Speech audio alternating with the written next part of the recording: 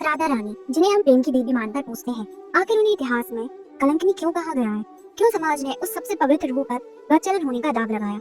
आज वृंदावन के उस सबसे बड़े अपमान की कहानी सुनिए, जहाँ राधा के चरित्र को बचाने के लिए स्वयं श्री कृष्ण को अपनी जान दांव पर लगानी पड़ी। वृंदावन की गलियों में एक नाम जहर की तरह फैल चुका था, कलंकिनी राधा।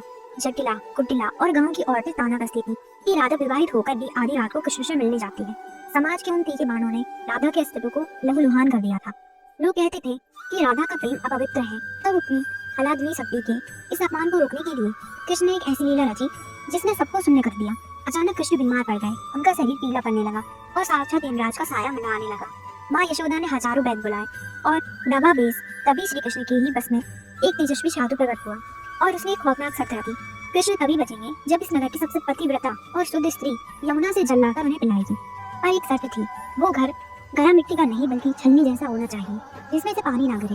एक एक कर वो तमाम स्त्रियां आगे आई जो कल तक राधा पर कीचड़ उछाल रही थी, पर जैसे ही वह घड़ा पानी में डुबोती, पानी बह जाता।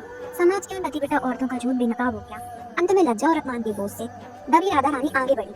उन्होंने जैसे ही यमुना में हाथ डाला, साक्षात कान्हा जल के भीतर मुस्कुरा उठे। राधा का छलाछली होने के बावजूद भी अमृत की तरह भर गया और एक बूंद भी नीचे नहीं गिरी। वो जल पीते ही कृष्ण स्वस्थ हो गए। उन्होंने दुनिया की आंखों में आंखें डालकर कहा, राधा कलंकिनी नहीं, वह इस सृष्टि की सबसे शुद्ध ऊर्जा है। उस दिन वृंदावन को समझ आया कि प्रेम देह का नहीं आत्मा का होता है। जहाँ कोई स्वार्थ नहीं होता, वहाँ कलंक भी आभूषण बन जाता है। इसलिए आज भी राधा के बिना कृष्ण का नाम कोई अस्तित्व नहीं रखता। राधा रानी का यह त्याग सिखाता है कि अगर आपका प्रेम सच्चा है तो दुनिया का कोई भी कलंक आपको मैला नहीं कर सकता। क्या आप भी मानते हैं कि राधा के बिना कृष्ण अधूरे हैं? तो कमेंट में राधे राधे जरूर लिखें।